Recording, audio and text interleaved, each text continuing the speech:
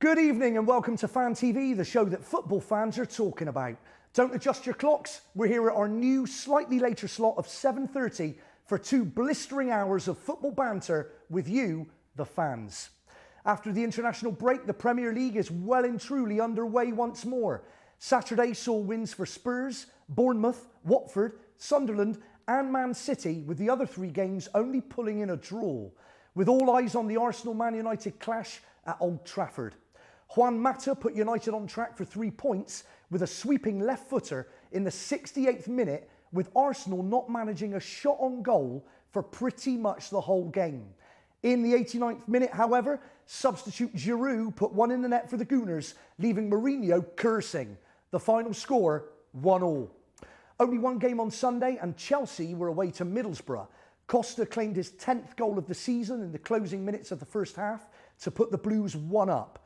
History was not on the Borough's side, having lost their last 6 games against Conte's team, and their lack of attacking force once again proved their undoing. Negredo's 78th minute volley looked like their best chance to equalise, but Courtois plucked it out of the air, keeping the Blues ahead. It was the only work he had to do all afternoon. That was the weekend's Premier League. Last week here on Fan TV, we were up to our usual mischief and mayhem. I'll tell you what, let's take a look at the highlights.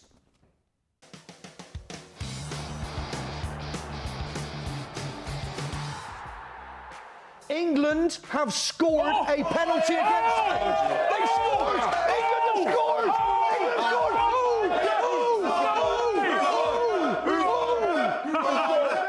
3, 2, 1. I talk a ranker. I talk a ranker. Danny Ayala. Gaston Ramirez, Victor Valdez, Alvaro Negredo. It's ridiculous. You sure this is a foul? Are you sure? Are you sure, Toby? Hey, Toby, you watching? Have you been eating wax today? What's wrong with you? Yo, nah, man. What was I doing with this? This is. Oh, sack it, man. No, we're in, man. We're down. Negredo insists Burrow's the perfect place for him. I don't care. I honestly do not care. Gunnar Claude I'm meeting for the first time. Oh, it's the mannequin challenge! Love it, they're doing a mannequin. Hello there, they're doing a mannequin challenge right in front of the camera. What? Right, hang on. They're saying that you're destroying their pitch. Yeah. Surely it's just where they're running on it just as much as Exactly, you are. that's what I told them. Or are you filth? Do you just go in challenging, flying all over the place? Well, No, I think guys are the one who like faking injuries, right? oh, Rather than girls. oh, look at this. Bericht auf Bundesliga! Well, there's 996 England goal to keep us top. I think it's got a good combination of good yet awful at the same time. See what you did there? Yeah, and it's always good having Seaman on your back, And Oh, dear, really? I thought I'd go for the joke. Somebody was going to make that. Okay, now if there are any Game of Thrones fans, make sure you pipe up on Twitter.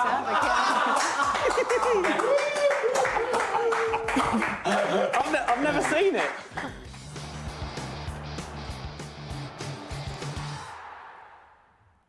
That was last week here on Fan TV. If you want to see more of our wonderfully organised chaos, we'll be here all week at the slightly later time of 7:30 with me, Justin Lee Collins, and of course, the lovely Toby Tarrant. He's here Wednesday and Friday. In the meantime, here's what's coming up for you tonight. In just a moment's time, it's everyone's favourite biscuit man, Rich Lee is back. And of course, he's never going to give you up with Ashley Alexander. It's Rich Ashley back on the sofa. Can I get some new jokes, please? These are starting to wear a bit thin. Seriously, we need some new gags. At 8 o'clock, I'll be joined on the sofa by 2 of the craziest cats I've ever met. Cheeky Joel and Cheeky Dave are here. And of course, we'll also be heading north for our usual weekly visit to United Stand. That's at 8 o'clock here on Fan TV. At 8:30, it's Gooner time. Jamie Johnson will be here alongside Burnley fan, the wonderful Mr. Andy Hodgson. And at 9 o'clock, we'll have more tales from the top flight with the starman himself, Chris Darwin. He'll be here on Skype, whilst I'll be joined here on the lime green sofa by my old friends Nigel and Lisa. Did I upset Mr. Burns last time he was on? Where's Mr. Burns tonight? As always, I've kleptoed a wash bag, but whose is it? I'll be opening it up throughout the show and showing you its contents. And of course, we're running polls as well. Our first one is already up and running. More details about that in just a few minutes' time. Right now, however, it's time for our first guests. Please welcome Rich Lee and Ashley Alexander. It's Rich Ashley. Never gonna give you up, never gonna let you down, never gonna run around and desert you, never gonna make you cry, never gonna say goodbye, never gonna tell a lie and hurt you. Oh, that's quality. Rich Ashley on the light green brother. I love it. Rich Lee, how you doing, baby? I'm good, how are you? All the better for seeing you, you lovely man. Ashley, welcome back. Thank you. Okay, big game for you last weekend. Yes. Do you see it as 2 points dropped? It was, of course, Man United 1, Arsenal 1. Absolutely, 100%. Yeah. I was absolutely steaming at full time. Were you? Yeah, I was, and that was anger, not beers. Okay. Should stress Okay, not steaming drunk. Yeah, my missus was watching. So. Okay. Yeah, you were blazing drunk. No, but we battered them. You know, that is 2 points drop. That's the third successive home draw we've had. Yeah. We had the better chances. We played well. I mean, Souness described it as a bit of a dull game at half time. I didn't see it that way. I thought it was, a really good midfield display from us. I think he played the team everyone's been asking for in terms of the midfield three, the front three. Defence obviously was an issue. Yeah. But even Rojo and Jones, who, I mean, I saw that lineup and, obviously spoke to Ash about it and we were both a bit like, kind of thing. But they played well together. Definitely 2 points dropped. Ash, Phil Jones admitted Man United's failure to beat Arsenal felt like a slap in the face. Did it feel like a slap in the face? Yeah, with a wet fish. It was just... It was worst kind of face slap. Exactly, it was. It was a big trout. Right to the face. Freshly caught freshwater trout. If you've ever experienced a freshly caught trout to the face, tweet at FanTV UK or join in at fantv.me. Sorry. No, it was. I mean, it was a real sucker punch as well, given the timing of the goal as well, right at the death. In saying that, I thought we played a good game. Yeah. But it seems to be the recurring theme at the moment. We're just not getting over that line and getting those wins. What do you think about Mourinho's comments? He reckons United are the unluckiest team in the Premier League. Are you unlucky or just not good enough? I mean, this is the thing. This is, like I said, the third game we should have won. In terms of home draws, I was at the Burnley game and we smashed them. 37 shots on target. Heaton had the game of his life. And in a kind of a one-off context, it's like, it's a bad day at the office. But to have 3 games like that, the excuses are starting to wear a little bit thin. I think, we were talking about in the green room, maybe if Zlatan had been playing, it would have been a different story. But I think, it gets to a point where you can't keep saying we're unlucky. You've got to finish these kind of games off because we're now, we're well off the pace. We win those games, we've got another 6 points and we're right in contention. You drew against Burnley, of course. Andy Hodgson, our Burnley fan, will be on to the Line Green Sofa later on. On paper, it's a game I'm sure you would say you should have won. It's Arsenal's first goal against you in the Premiership since 2007. We're not looking at the same Manchester United, are we, by any means? No, I mean, not at the moment. I mean, if you look at the squad on paper, we should be turning these teams over. I mean, Arsenal is always going to be a difficult game, despite the record that, we hold against them at the moment. Yeah. But we got to be better than this. I mean, it's... Mourinho's come in and, he's meant to have the Midas touch. It seems like he's got the mediocre touch at the moment. It's just a bit sort of. So, Ash, you don't think you're unlucky? You would be honest and say, hand on heart, Manchester United just aren't good enough at the moment. They're just not finishing their chances. We are good enough to do better. That's why we're frustrated, But it's got to turn. If the luck is that bad, it's got to turn the second part of the season. So hopefully our luck will be in and we can do something. Or could it be argued, Rich, that under Ferguson, Manchester United were an exceptionally lucky side? We all know about Fergie time, of course. The phrase was coined because very often you would score deep into injury time. Whereas now those kind of decisions are going against you. So has the luck run out since the Fergie era ended? I mean, I think with the Fergie era, that was mentality. Because you look at the very famous Steve Bruce double back in '93. Yeah. And then you look at Michael Owen in 2000, and I think it was the 10, that derby, wasn't it? When he scores that goal in the 96th minute. That's almost 20 years apart. And the mentality never went. And in between, you had so many Fergie time games. The Champions League final comes to mind, and obviously many, many more. I think what you have now is a team that, I mean, that penalty, for example, for the shout between Monreal and Valencia, I mean, for me, it's a pen. If Ferguson's standing on the touchline, maybe it's a pen. You know, Mourinho has a habit of upsetting referees. He's always been banned once this season from the touchline. I'm not suggesting that, you know, Mourinho being there and Ferguson not meant that there was no penalty. But I don't think the luck has run out. I think at the end of the day, the mentality is different now. But you think under Ferguson, that penalty would have been given? Yeah, 100%. OK, let's quickly go to the poll. Our first Twitter poll of the evening has been up and running since 3 o'clock this afternoon. Here's the question. Unsung player of the season so far. If I can see it on the big screen, 12% of you have gone for Azpilicueta, 50% Van Dijk, 21% Steve Cook, 17% someone else. 50% Van Dijk so far. Very briefly, Rich, who would you have voted for in that Twitter poll? I did voted Van Dijk. I think he's very underrated. Fantastic player. We love him at United. Ash, very briefly, who did you vote for? I would vote for Van Dijk as well. But I didn't vote. She didn't vote. Rich Lee did. They've both gone for Van Dijk. If you'd like to vote, at Fan TV UK is the Twitter. We'll be back in 2 minutes. It's Fan TV live on Sky 212. Good times.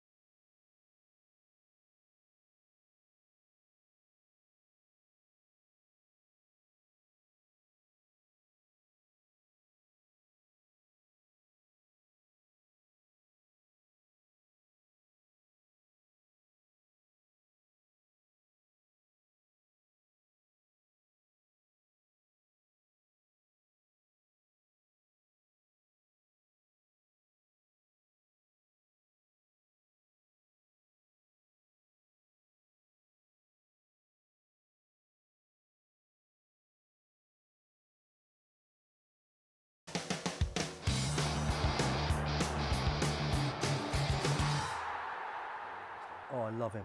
We've known each other for so long. Your heart's been aching, but you're too shy to say it. Inside, we both know what's been going on.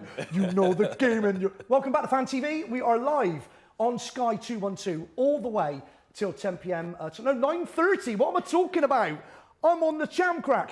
It's new time, 7:30 till 9:30. And if you've just joined us and you're wondering why I'm singing Rick Astley, is because on the lime green sofa once again tonight, we've got the dream team, Rich Ashley. Let's hear it for them. Before we go back to the Manchester United chat with the boys on the lime green sofa, it's time once again for 5 things we learned about football, courtesy of the Football Fancast.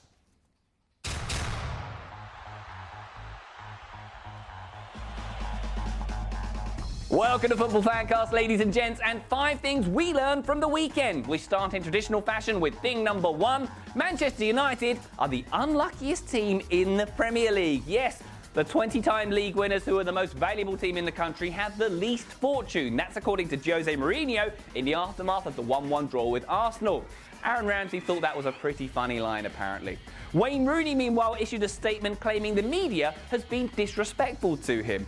And there's me thinking it's disrespectful to go out boozing in public until 5 in the morning when you're on England duty and you're the captain and you're an extremely well-paid elite sportsman. Thing number 2, the West Ham fan who left White Hart Lane 4 minutes early made a huge mistake. Or maybe he didn't. The Hammers were leading 2-1 until Harry Kane struck twice late on, making it 4 consecutive games in which he scored and 17 goals in 16 London derbies. It was also a fantastic day for the other Harry Winks, who scored on his debut. Based on today's market, that means he's probably worth about £50 million now. Thing number 3, Yaya Toure is a footballer again. The man who's been paid 220 grand a week to twiddle his thumbs for 3 months returned to action on Saturday and scored twice in Man City's win over Crystal Palace. He now has as many goals in one game as Paul Pogba has managed all season long. So maybe United are unlucky, Jose. Thing number 4, the Premier League has a new venue, the Stadium of Dark. The lights went out on Sunderland's season a few weeks ago, metaphorically speaking, but they physically went out at the Stadium of Light midway through that 3-0 win over Hull. A power cut in a modern Premier League stadium. The only thing rarer than a Sunderland home win. And finally, thing number 5, it was a weekend of epic derbies. Cristiano Ronaldo scored a rubbish hat-trick at the last ever Madrid derby at the Vicente Calderon. A Robin van Persie brace led to Fenerbahce getting a victory over their equally terrifying rivals Galatasaray. Some stuff happened at the Milan derby at the San Siro that you don't really care about because, you know, Serie A. And the Klassiker between Borussia Dortmund and Bayern Munich was won by RB Leipzig, the controversial East German energy drink peddlers who are now 3 points clear at the top of the Bundesliga because Bayern lost. Maybe Bayern should get an energy drink sponsor of their own. Monster München? Anyone? Anybody? All right, that's 5 things we learned from the weekend. Give us your thoughts, your opinions, and your Netflix passwords at FootballFancast on Twitter. Thanks so much for watching. Love to you, mothers. See you next time.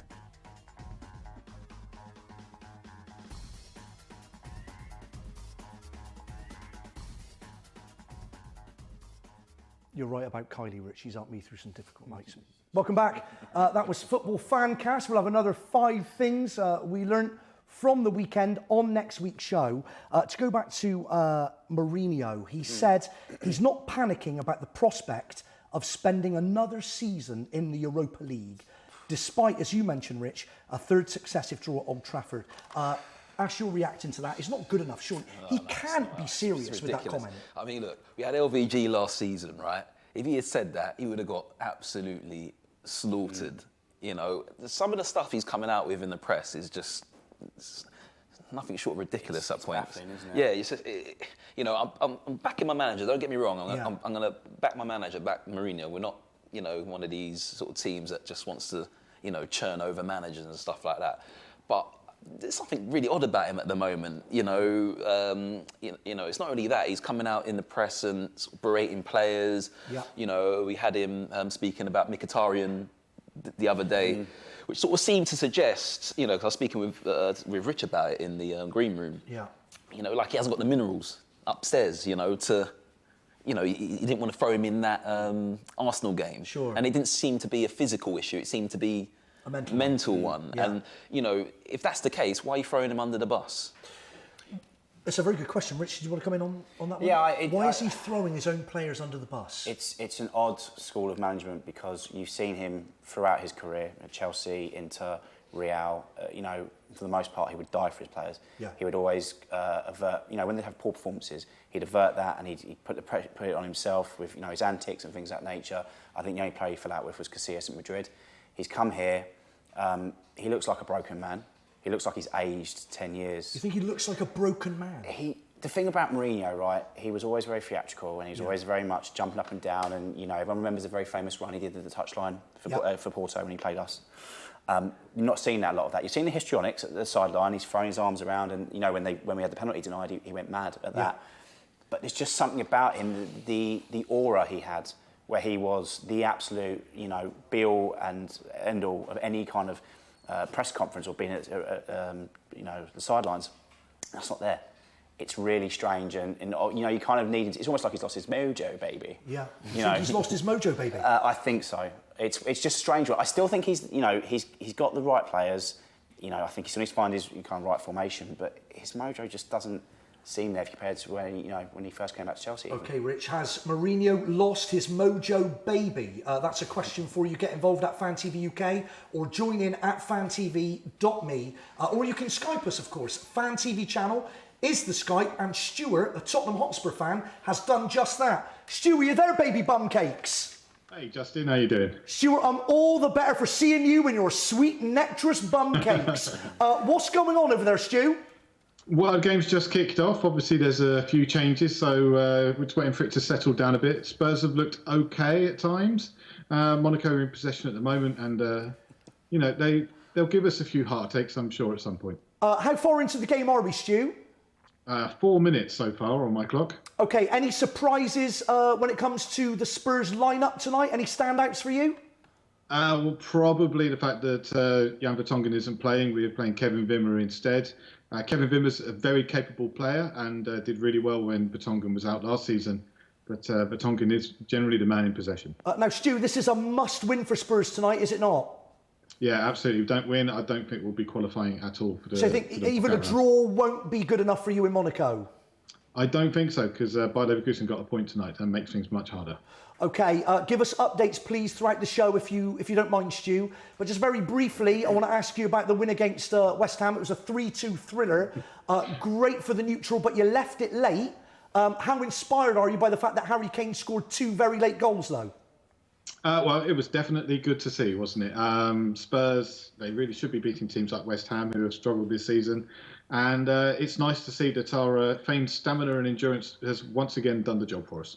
OK, Stu, we'll speak to you later. Please Skype us in FanTV channel. You know the Skype. We've got Rich Ashley on the sofa tonight. Are you a Rich Ashley fan, Stu? A Rich Ashley fan? No, I have to say I've not had the pleasure. You're not a Rick Roller? No. So you're not going to give us a little bit of Never Going to Give You Up? Well, I know of Rick Ashley, but not Rich Ashley. So. It's a bit pedantic. It's going to be pedantic, isn't it? Shocking. Stu, we love you, baby. Please Skype us in again later on, perhaps at half-time, with a match report. That's Stu, everybody. Yeah, that's Stu. Oh, hang on a minute. That's the goal. We've had a goal. Leicester have scored. I don't even know who Leicester are playing tonight, Raj. Club Brugge. Leicester have scored against Club Brugge. It's Leicester 1, Club Brugge 0. Going back to the Mourinho issue, boys, why is Mourinho being given so much slack by everybody, it would seem, at the moment? You're cutting him a lot of slack, Ash.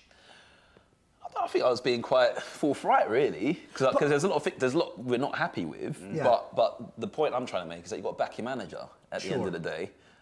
He's been appointed. He comes with a track record. I know that's been tainted of late, not only with us, but Chelsea. And that sort of brings me to the point of, where I was talking about him slating the players. Yeah. It seems like he's sort of deflecting from himself, like sort of criticism from himself. It almost feels like he always does, though, Ash. Mourinho likes to deflect any kind of hint of criticism that could be aimed at him. He always deflects and he likes to blame other people. Well, what you've got to do as a manager when it comes to your players, you've got to absorb that. If it's other matters, do what you got to do. But for me, if we compare, we were speaking about Fergie earlier. If you compare his approach to Fergie's approach, Fergie would give you the hairdryer in the background, but he would put himself in front of the of the players. Rich, do you believe Mourinho's comment that he's not panicking about the prospect of another season in the Europa League? Surely his chairman, the club owners, they're not going to want to hear that, are they? And the fans don't want to hear that. Of course not. You want Champions League next season, surely. I think we've had 1 season. 2 seasons since Fergie left. We obviously had the season after he'd gone, we won the title. Then we had the season out. LVG got us back, and then we've had this season out. No more. It's just not on. We're too big not to be in it. There's financial ramifications. There's player ramifications because I'm sure Pogba's sitting there thinking he played the Champions League final 2 years ago. Yeah. He's not playing it this year, and he might not be playing the whole tournament next year. They've linked us with Griezmann. Again, if I'm Griezmann, I'm going, well, why would I go and play Europa League football? Yeah. It's just not acceptable I said financially and for the fans, we don't want that. You know, we don't want to be in Europa League. We've had the rumour on this show, of course, about Antoine Griezmann possibly going to Manchester United next year. But if Griezmann's looking at the Premiership table and seeing Manchester United in 6th place, 3 consecutive draws at home at Old Trafford, how likely is the likes of Griezmann coming to Old Trafford? I mean, the club's huge. It's the pull of the club, isn't it? You know, we are a massive, massive club, and all right, we're not exactly performing at the moment in terms of on the pitch, but commercially we're huge. We can afford the wages, we can afford the transfer fee, and there's a history there as well. And the thing is, I think Gary Neville said this a couple of weeks ago, and I completely concur with him. He said, look, we'll take another season of sort of mediocrity if we finally get it right. And we haven't done that yet because we've had, you know, kind of 3 seasons. This is could be another season of mediocrity. Eventually we'll get it right because the players are there, the foundations are there, and the kind of finances there. It's just finding that kind of final, I guess, you know, final piece of the puzzle. Okay, Ash, very briefly, is Michael Carrick the key to unlocking Pogba?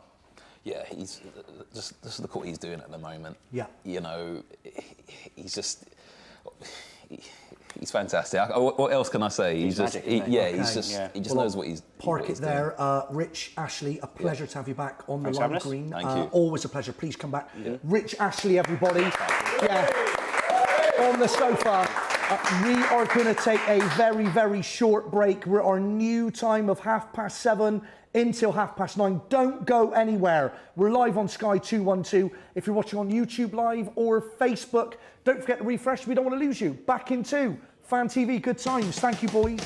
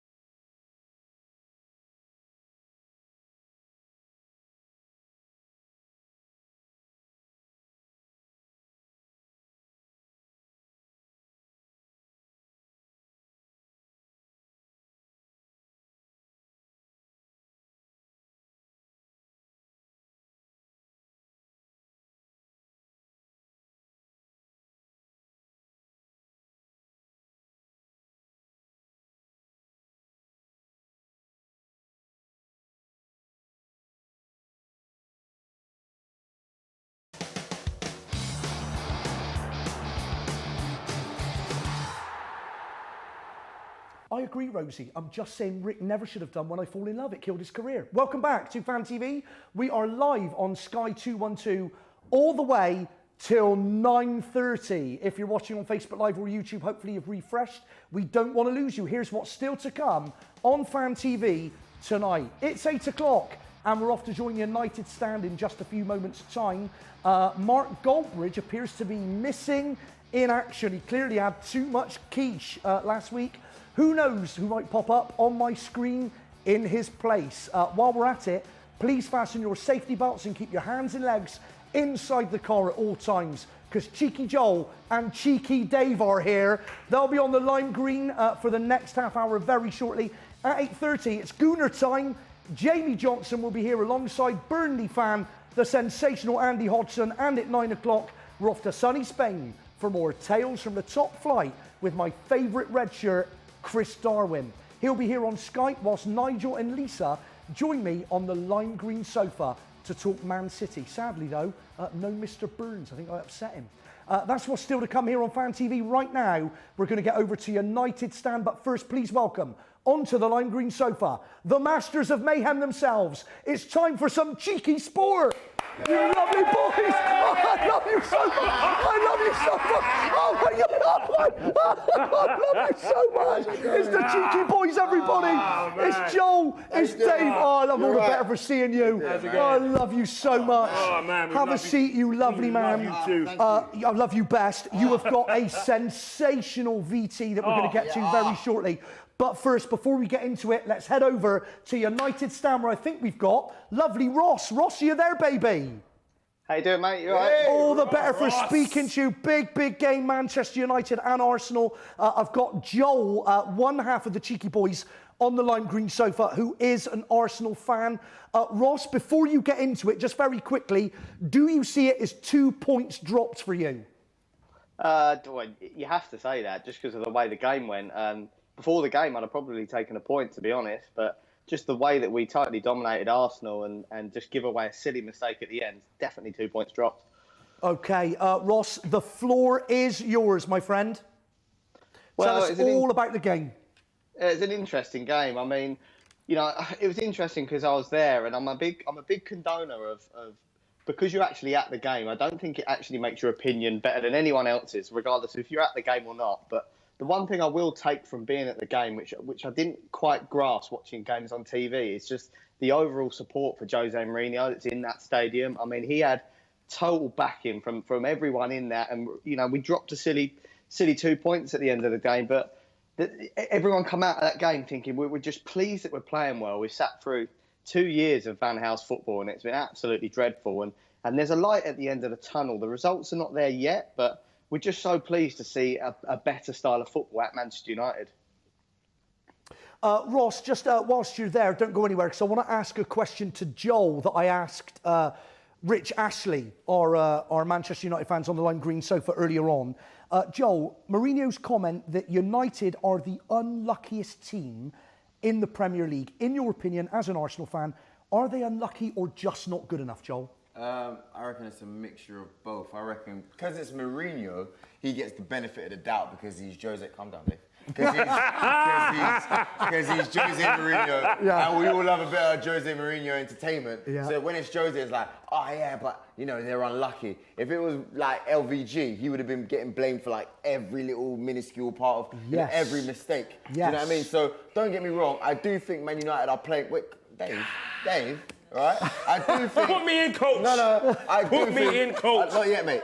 Not yet. I do think that they are playing better than they have done, and I do reckon when it does click, Jose is going to be a problem. But right now, it's a mixture of them not playing too well at all times because there's some players that have just been poor.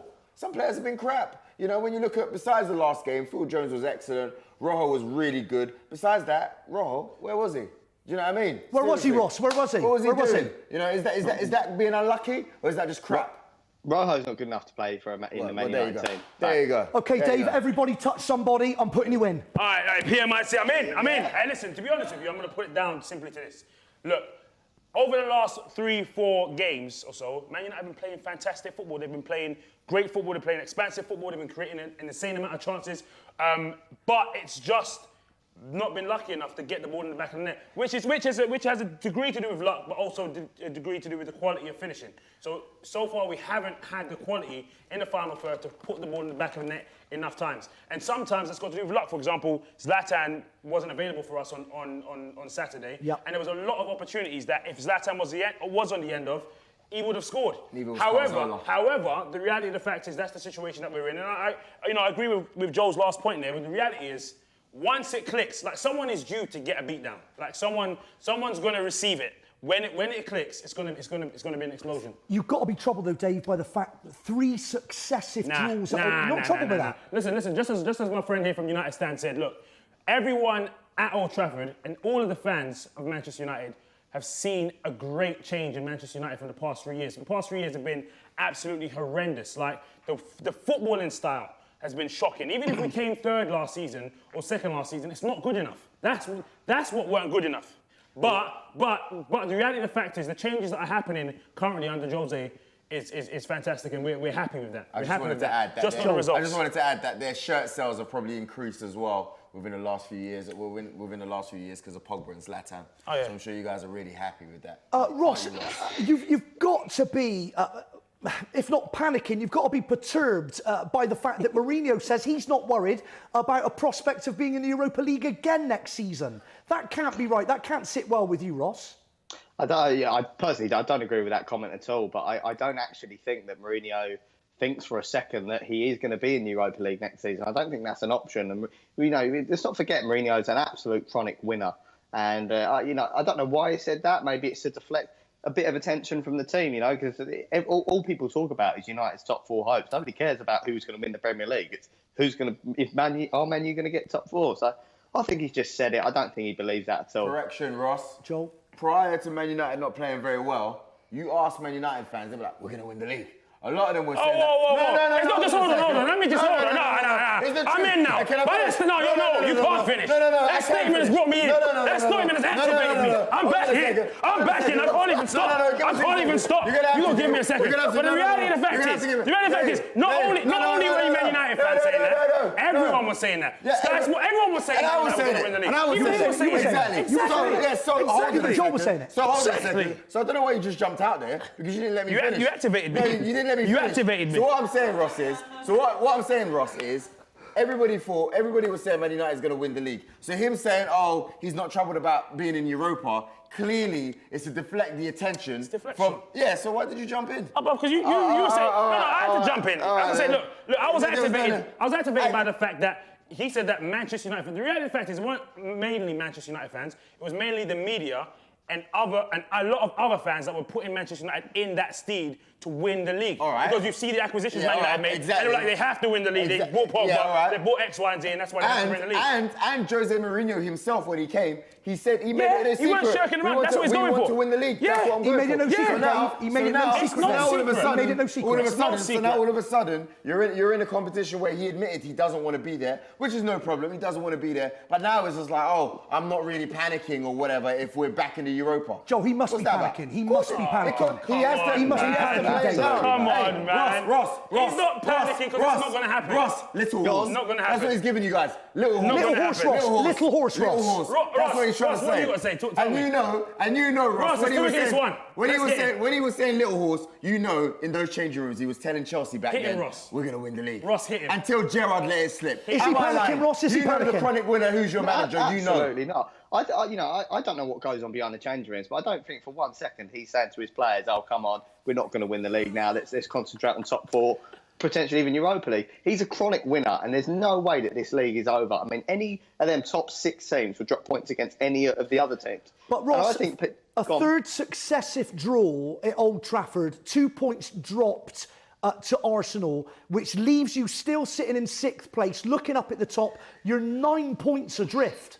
Do you know what, mate? There's been 8 referee. I don't want to create this agenda against Manchester United because I don't think it is there, but there has been 8 very poor refereeing decisions against Manchester United, which has massively affected our points ratio.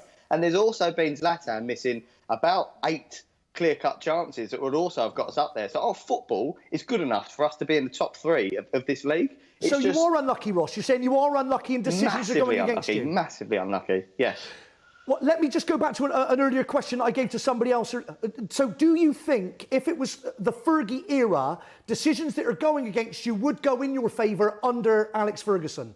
100%. 100%. We used to get penalties at Old Trafford that weren't penalties. Now, I've probably seen about 10 in the last 2 years, clear-cut penalties that just won't get given. And they wouldn't have done it with Fergie, but they'll do it now. OK, they wouldn't have done it with Fergie, but they'll do it now. Times have changed at Manchester United. Ross, brilliant stuff. We'll speak to you in the very near future, brother. Thank you. Hey, Ross. Cheers. Thanks, guys. Thanks, Have a Chicky. good one, mate. Take care, Ross. Ross, loving the hair. No panic in there from Ross. No panic in there from Ross. Fireworks on the lime green sofa. If you would like to comment on any of those comments that Ross made, then tweet at FanTVUK or join in at fantv.me. Regular viewers of this show will know that I'm a dirty klepto. I can't help myself, boys, can I? I've done it again. I've tea-leafed another celebrity wash bag. Oh, no. But whose wash bag? I've done it again, Joel. Whose wash bag have I tea-leafed? Clue number 1 tonight is this Toronto Maple Leafs hockey shirt. The clue is Toronto. Drake. Toronto. Clue number 1. It's Drake. not It's Drake. Drake. Just getting clarification in my ear. Is it Drake? Tory Lanes? It's not Drake. It's not Drake. Is it Tory Lanes? It's not Tory Lanes. It's not Drake. Do you know who Tory Lanes is? I have no idea who Tory... I have heard of Drake. Yeah, I have heard of Drake. If you think you know who the wash bag belongs to, tweet at FanTVUK, Justin hashtag Dirty Bieber. Klepto. It's not Justin Bieber. It's in the Close. weekend. It's not Bieber. The weekend. It's not The Weekend. It's not The Script. It's not Gary Lightbody from Snow Patrol. We'll be back in 2 on Sky 212.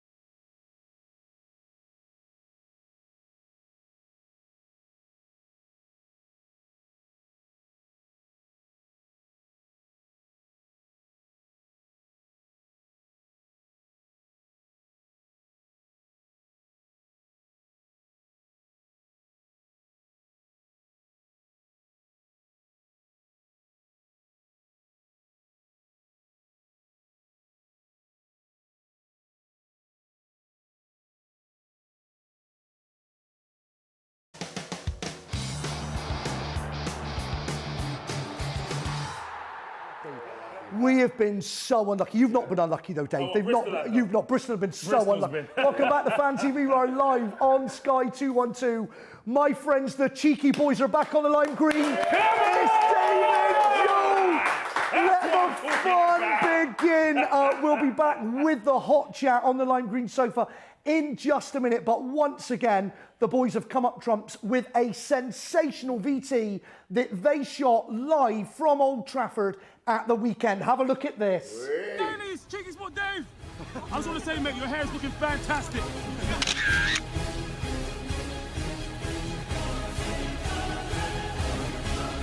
Come on, United!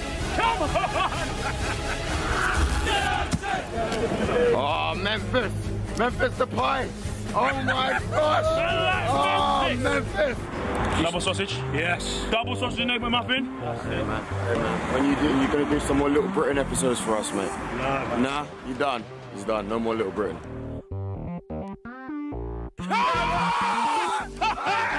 Hey, Dave, where are we? Oh, we're home! Manchester United. Hey, listen. It's going to be a massive game. We're glad you guys are here with us. Oh, man, Towel from Arsenal Fan TV, you know? You're doing a Snapchat. Look who's muscle being on my Snapchat. Chicky Sport Joe, yeah? Because of our record against Mourinho. Yeah. If we can cycle... Come on! You're starting. No more problems with the fax machine. No. Regular season progress is going to continue today. Are you sure? That's it. What That's progress? It. Regular session is in process. What progress? Regular session is in progress. What progress? I'll tell you what the regular session is. What session? Arsenal come to Old Trafford, they get their asses whooped. Nah, that's what I'm talking about, player. That's what's going to happen tonight. And that's what it's going to be. Yeah. Arsenal Fan TV and chill with this guy. You see this Arsenal smile? Fan TV and chill with this guy. Mourinho's a clown. Don't ask about that Mourinho. You've got too much to say, man. You've got too much to say. And the question is, yeah, have you always been a winger in or a winger out guy? Always winger in. Always Yes. winger in. Always winger in. Thank you. Yes. Hey, listen, I was winger out last year still. I can't. Mariner, we don't like you, Mariner. You was shocking. Shocking. Jose won't say it because you'll get fined, but I will. You were shocking, mate. I'll say it for him. I just want to say thank you for starting beard gang at Man United. I think everybody has a beard now because of you. I think you started it. I'm telling you. Matter, what do you think about my beard? What do you think about my beard? My name's Cheeky Sport Joe. And I'm Cheeky Sport Dave. And we're out.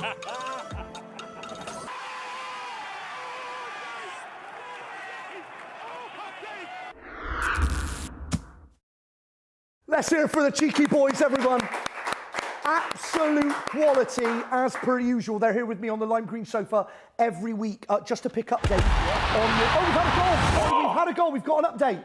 Marius for Leicester. It's 2-0 to Leicester. 2-0 to Leicester, courtesy of a Marius penalty. Dave, you did something in the film there from Old Trafford that Mourinho isn't able to do through fear of punishment, of course. You called out Andre Mariner. Do you think he was shocking? Were you unlucky? Yeah, well, I mean, obviously we had that clear-cut penalty opportunity. I mean, penalty right there. We didn't get it. And like I said, anytime Mourinho says anything about the referees, it's heartache. So, but to be honest, to credit Mourinho though, he actually rated Andre Mariner after the game. To be honest, he said that the guy didn't want to make the game about him, which was pretty good. So, do you think your manager is so unanimously disliked that big decisions like that are going against him? Because unless it's stonewall or clear cut, it's not gonna happen. So Man United have to.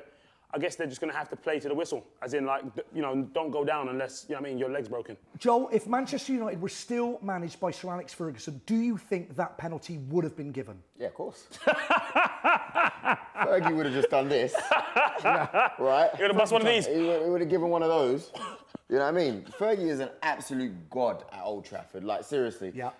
I've had the chance to see him one or two times, like, just literally in and around the stadium. And literally, it's like it's an aura. It's like the Holy Spirit of football. Honestly, seriously, it's like the Godfather has arrived. Seriously. And you know us, we have a laugh with everyone. Like, even Pele, even when we met Pele, he said to Pele, "Hey, Pele, Heskey's a better player than you, mate." Yeah, he's I told literally to Heskey. Really? For Pele, yeah. We've got but the funny thing about it is, when it comes to Sir Alex, you feel like a kid. Yeah, you feel like that's dad. You know, you can't really. But Joel, Mourinho is the special one. You don't have that feeling when you meet Mourinho? Mourinho was not one out of the bottle like 15 years ago. Yeah. Now there's a few of them. There's a few Mourinhos. You know what it is? Simeone, you've got Ancelotti, Pep. You've got Pep. Guardiola, you know what I mean? You got Claps on the floor from Fan TV legend, Manchester City fan Nigel Rothband is in the building. Nigel! You notice Dave didn't clap. I just want to say as well, when Nigel came into the first thing during the last break that Nigel said to the Cheeky Boys, or to Cheeky Dave specifically, don't worry, Dave, he thinks Manchester United will stay up. Listen, he's just trying to get involved in Cheeky Sport. I know he sent his application in, he's trying to be cheeky, and then it's not rejected. And then on top of that, he stopped talking to Dave and said, I don't talk to you. I'm talking to you. So, yeah. You have to say, though, on current form, Joel, a top 4 finish is certainly not guaranteed for Manchester United. I think if I'm going to play devil's advocate at the moment, the league is really tight.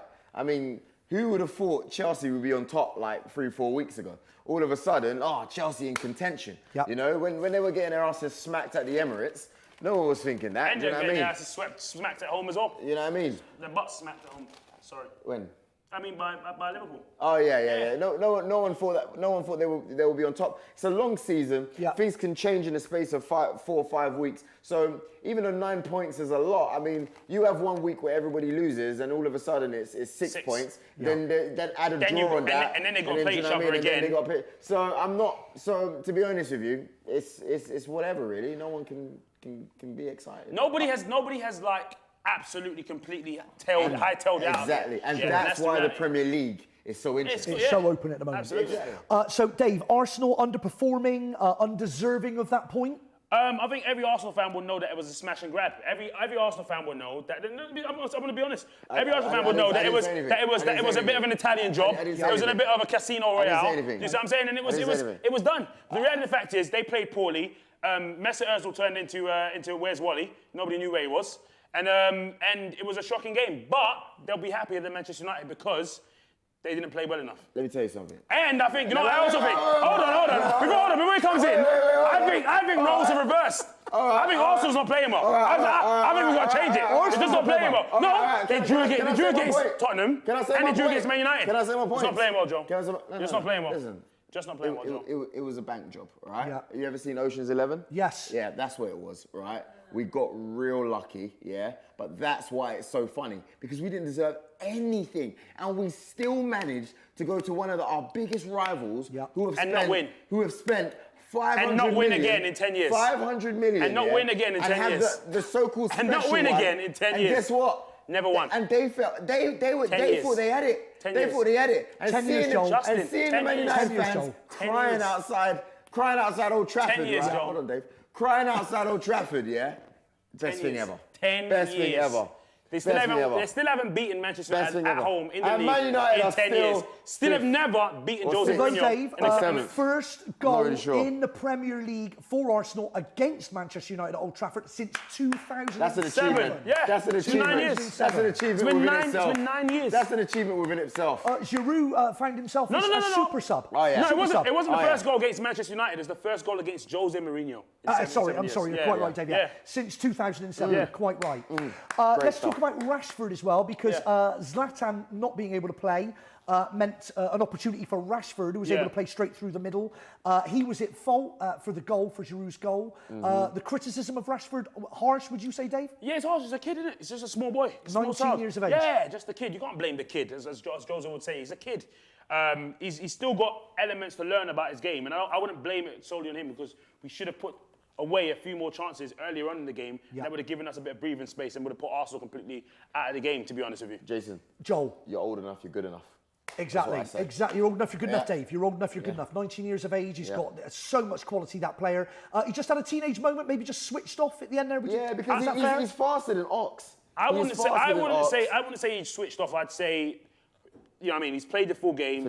Fatigue has kicked in. Yeah. And probably didn't expect lapse of experience. Experience. Like if you experience moments like that in the game, you would know that one tiny moment like that could end. Lapse of concentration. Joel, how momentary? It was a momentary lapse, wasn't it? So you would say, Joel, the criticism of Rashford from a lot of Manchester United fans was overly harsh. From fans, I didn't really hear a lot. I didn't hear from fans. To be honest with you, like the criticism that I heard from Rashford was probably from Alan Shearer. To be honest with you, but he's always talking some stuff. So to be honest with you, but to be honest with you, like I don't think the criticism on him was really, really bad. I think there's been games where people have really been singled out. Sure. It wasn't like Rashford lets United down. It was more like Jose hasn't won a game again. You know, I think Pogba probably got more criticism. Unfairly. Than Unfairly, Rashford. Pogba didn't show up again. Pogba didn't show up again. Hold on. When people say he didn't show up again, what do you mean by don't show up? He didn't show up. He wasn't there. Come on. He wasn't there. Come, listen. No, I'm waiting for the speech. No, because I'm waiting for your speech. I was waiting for Joe to come in. I was waiting for Joe to come in. I'm waiting for the speech. Because Joe was actually backing him during the weekend. Yeah, and I'm still backing him. Because he played well. Because he played well. But I'm waiting for the speech. I'm waiting for you to. Let me see. What you got to say about what you just said? Okay, cheeky boys, I'll just briefly jump in because we've got a poll update for you. We'll come back I can't back Pogba. Let's just have a look at the first Twitter poll, the unsung player of the season so far. 11% of you as Pilaqueta, 48% Van Dijk, 23% Steve Cook, 18% someone else. Did you vote, Dave? And if so, who did you vote for? You know what? It would have been Van Dijk, to be honest with you. Van Dijk for you? But then again, I probably could have put in someone else and put Juan Mata. Juan Mata, you would have put in Juan Mata, even though he gave you a beard diss. Yeah, he gave me a beard diss. Dissed your beard? No. What he did is he gave me absolute brilliant content for the weekend. That's and true enough. I mean, he knew what he was doing. Here's some reaction to our first Twitter poll, courtesy of Finn. Francis Coquelin has been immense. Yes. Joel, your comments on that? He really has. I reckon if you see him on the weekend, I reckon him and El Nene had a really, really good game in there. I mean, you're looking at two players who, you know what I mean, they're not Shaka, they haven't been signed, there's not all this, there's no adverts around them, there's no all of that dabs, all that none of that. And they've just gone out and they've done of course, for what they were representing, which was not a good performance by Arsenal, they actually did what they could have done in the circumstances. Okay, Max Warren, Fulham. What was that previous tweet? Yes, Diane has to be Fulham, Scotty Malone. Thanks for that, Max Warren. Let's have a look at our next tweet from the lovely Diane Dixon. Juan Mata, 100%. Love you, Diane. So there's some agreement there. Listen, without a shadow of a doubt, look, Juan Mata's an absolute unsung hero, and I think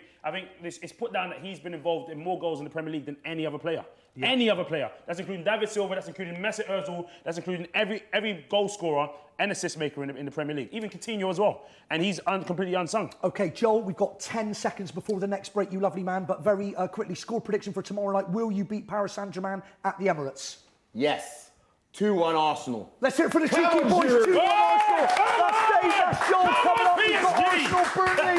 We'll be back in 2 with Fan TV on Sky 2. I love you, cheeky boys.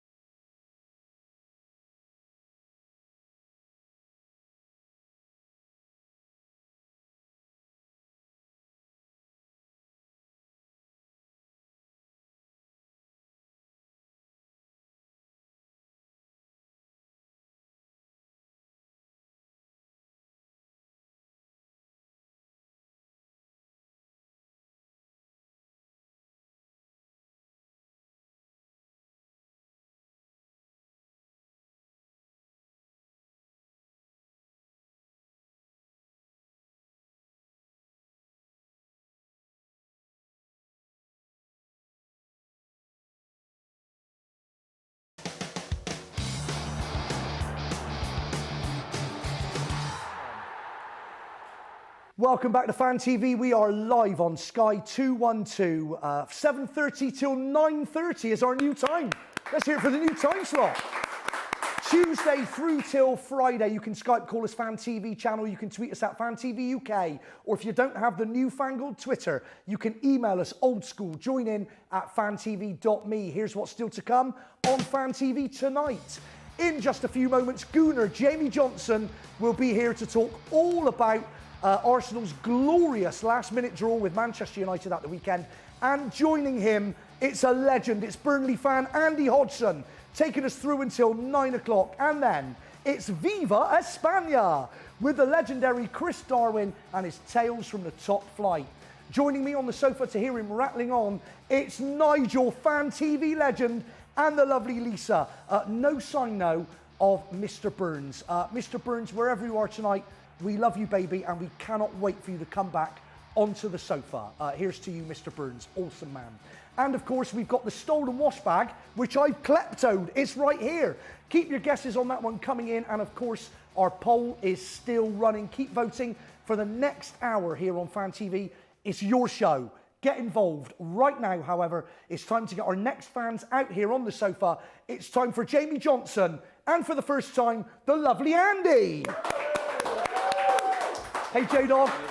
Good to see you, brother. How you doing? Andy, you lovely man. The legend it is. How you doing, brother? Very good. Okay, before we talk Arsenal, let's talk some Burnley. Hang on a minute. Oh. You getting members of the family in? What's happening? Separated at birth. Look What's at happening this. here? Come here, come on. Facial look, hair. hey? What's going on there? I love you, baby. He's just kissed him. I love you so He's much, kissed baby. him twice. It's, what kind of show is this? Hey, wait till we get to the next break. Andy, 4-0. You lost away to West Brom. What on earth? That was rubbish, wasn't it? Shocking. Listen, what happened, and this is an exclusive for you. Okay. During the international break, I went in and I pressed Control-Alt-Delete, and I reset the team. Okay. And when they got to the Hawthorns, right, they went, you are. They didn't know each other. No idea. So it took 90 minutes, and then nothing happened. I think it was a training match. I don't know where. It's a disaster. Andy, is it a disaster? No. Okay. No. It's not a disaster. As a Burnley fan, I have to say, I do it for... No, I've no idea what I do it for. No, I do it for the pies. Yeah. I do it for... It's just the pies. I do it for a laugh. You see, you have the Man United fans on, you have the Arsenal fans on. Yes. They're all talking about the Champions League and how exciting it is. I haven't got a clue what they're on about. I'll level with you. I cannot relate to any of them. You're just thinking about the pies. I couldn't talk to him before. He was banging on about this player and that player. Yeah. I just turn up and have a laugh. What, because Arsenal, you're buzzing at the moment, surely? We're having a great time. We're back to winning ways. We're going to win our group stage in the Champions League. We had the miracle in Bulgaria just a couple of weeks back where we stole a last-minute winner there. We stole our last-minute winner against you. We stole a goal against Man United. You're stealing goals, but of course it was a draw. Stop, thief! Yeah, exactly. It's a smash and grab. It is. The cheeky boy said it. But it's working. It's working. You can't, Man United fans going on about being unlucky. Well, maybe it's time that other people had a bit of a break, and so I'm glad to be on the other end of that this time. Phil Jones of Manchester United, of course, said it felt like they'd lost 6-0 after Giroud came on and equalised in, what was it, the 89th minute. Does it feel like a victory for you as an Arsenal fan? It did. I would wear my ripped jeans. I've got a grass burn from where I was sliding after the goal went in from Olivier Giroud on the carpet. Yeah. It was like a win, and it was brilliant because it's 2 points lost for United and it's 2 points gained from where we were for us. But you were shocking, though, weren't you? You were shocking. I wouldn't say we were shocking. We need to get the midfield settled. We've got Cazorla out. Ramsey's just back from injury. We've got 2 holding midfielders at the back with Elneny and Coquelin. We've still got Xhaka as well. I think we just need to get settled. We get all back from injury and we'll push on. It's a bit like watching Burnley, though, at the moment, isn't it, Arsenal? I mean, I can't remember the last time that I'd seen Burnley. I mean, I know you won the FA Cup in 18... something like that. 18 something. It was definitely after 6 o'clock. You're absolutely right. Isn't it the old story, though, Andy, when it comes to Burnley, that you're nicking points off of the big teams and losing to the teams that on paper perhaps you'd want to be beating? You never know who's going to turn up. I mean, every game's a surprise. I went to the Everton home game the other way. I was definitely predicting a loss there. Yeah. Suddenly we win.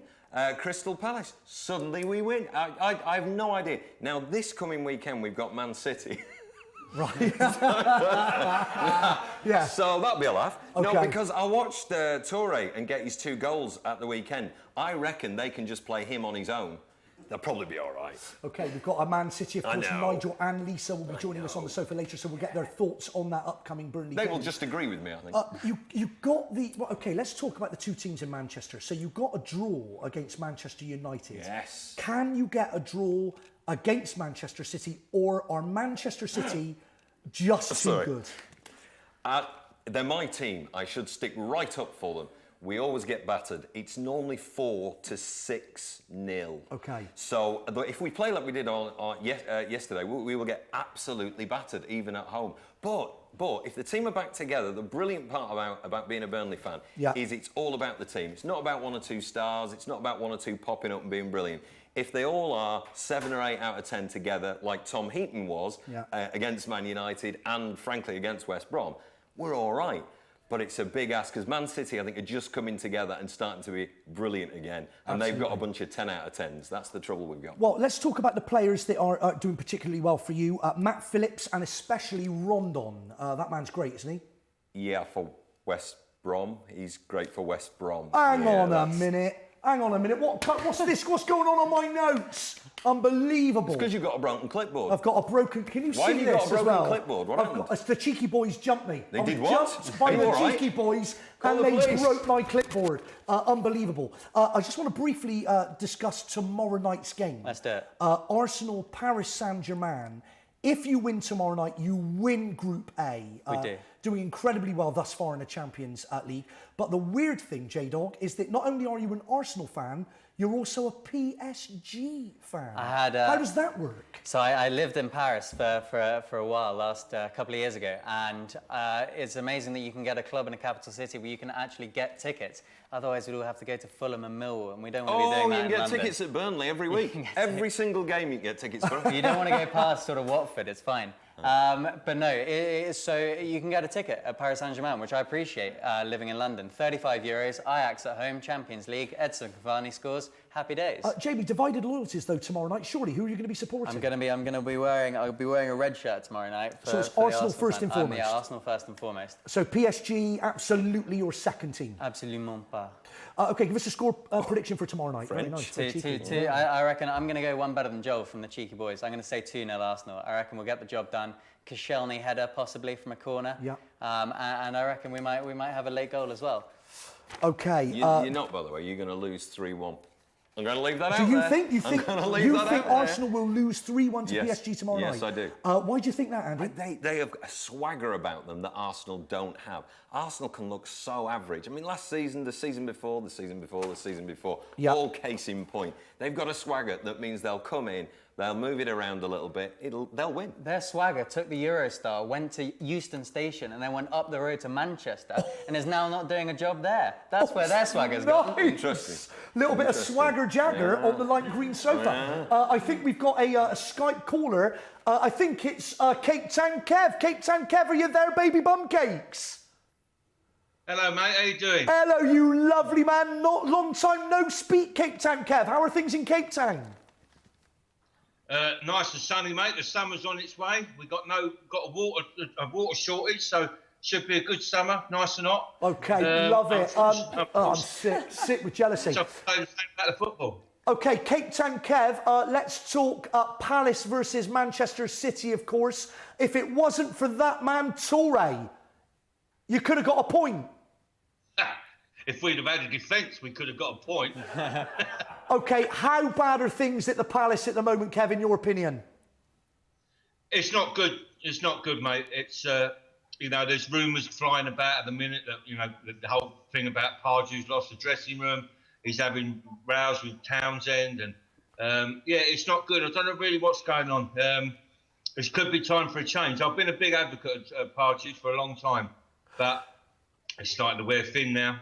Okay, Cape Town, I genuinely don't know. So for the benefit of people like me, just enlighten us a little bit about the rumours that you're hearing coming out of the Crystal Palace dressing room. What are people saying? Well, there is these rumours that he has lost the dressing room. There's a lot of the players are losing faith in him. This thing with Townsend, because apparently Townsend wants to play on the right-hand side all the time. Right. Well, that's Wilf's area. You know what I mean? Zaha's our right-hand boy. And it showed. I mean, when we, I think it was the Burnley game, actually. They changed sides in the second half, and Wilf was a different player. He was a different player. And you know, we were 2-0 down, come back to 2-2. And then, yeah, all right, we lost it at the death. We got slightly unlucky there, I guess. But again, it was our own. We were the designers of our own downfall, as we have been. Cape Town. Sorry, mate, to jump in because we're racing to a break and I want to get as much in as I can. We've got Burnley Andy on the lime green sofa with us. You just mentioned the Crystal Palace Burnley game. Based on that, do you think Burnley should be favourites for the drop as they currently are at the moment, or do you think they've got enough to stay up? Burnley, they've got enough to stay up.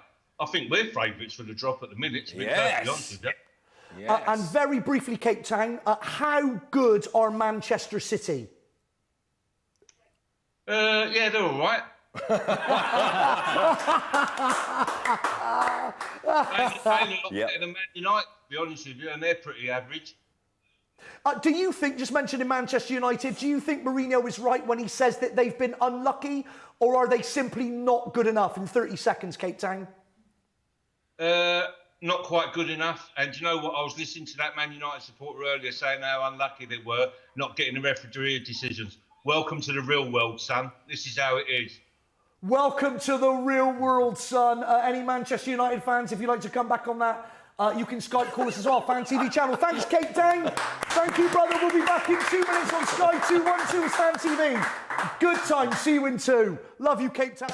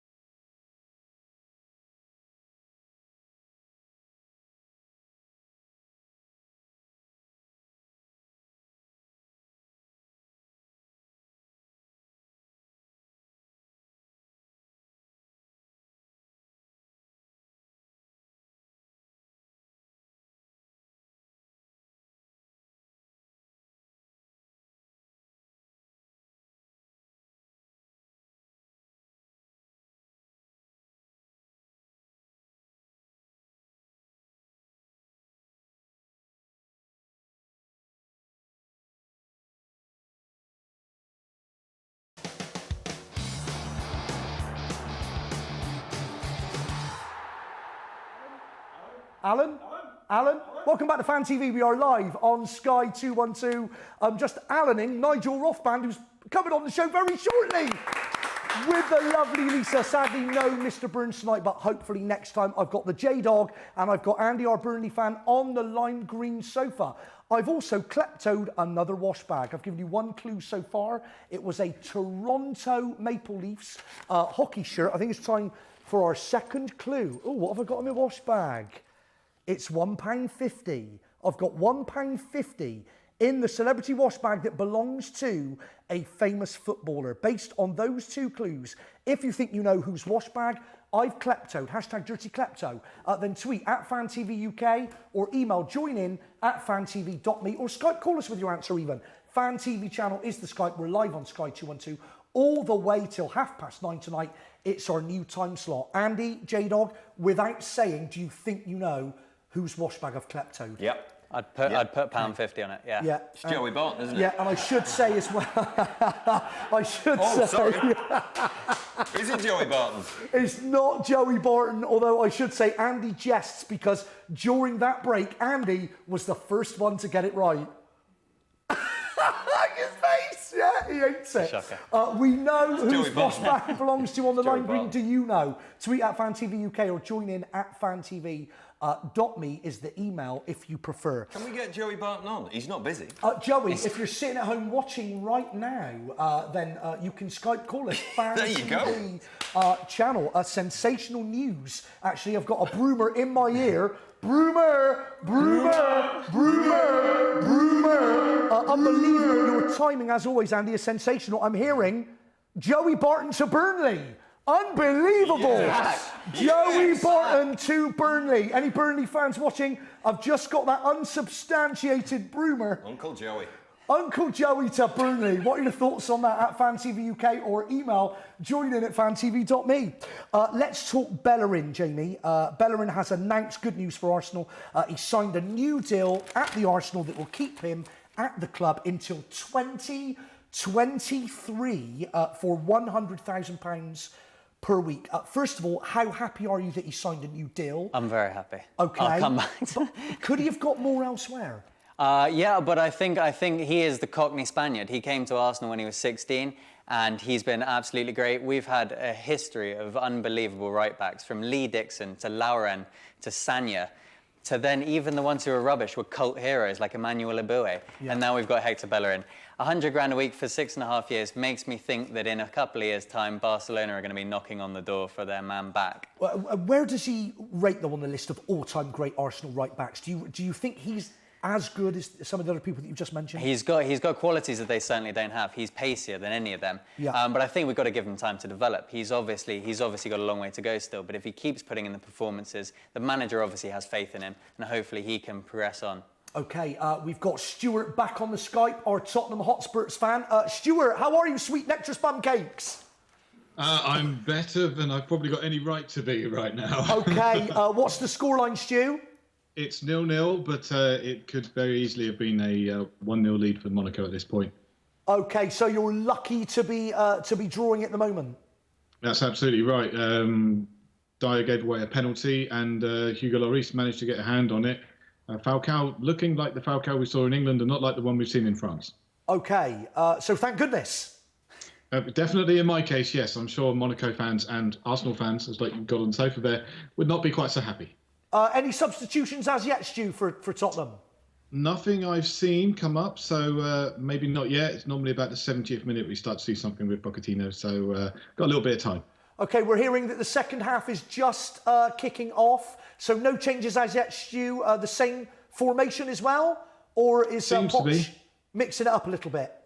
A bit too early to tell. They've only just kicked off, but looking at the shape right now, there doesn't appear to be any changes at all. So hopefully there'll be a few little changes, and we'll see a little bit more than we did in the first half. Okay, any clear-cut chances on goal in that first half at all for you, Stu? Yeah, Heung-min Son had a run through and went round the goalkeeper, but just screwed his shot a little bit out. So he had a chance, and I'm sure we'll be making more chances in the future. It's just if we take them, that's the main thing. Okay, Stu, if we get a chance, we'd like to come back to you later in the show for another match update, if that's okay. Oh, Justin. Andy. Can I ask a question? Absolutely, please do. Where does that door go? Good question. Where does the door go, Stu? Where does that door go? Yeah. That door goes to my hallway, which is where I do all my Stuart, where does your door go? Are you sure it doesn't go to the Europa League, Stu? Oh, quality! Touch me! That's good. Beautiful! That would be, Come here! Oh, Stu! Brilliant. Oh, touch the Dutty squirrel. That was so good. Stu, you just got schooled. How do you feel? Oh. J-Dog, tell him what the time is. Tell him what the time is. Time to go to the Europa League, pal. He's just told you the time, Stu. What are you coming back with? Yeah, we've got another week or so. It's got another week or so, Joe. It's got another great comeback, Stu. Stu,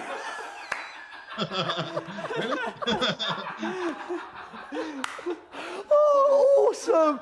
The door to the Europa League. Stu, we love you. We love your sweet nectarous bum cakes, and we'll speak to you again later on.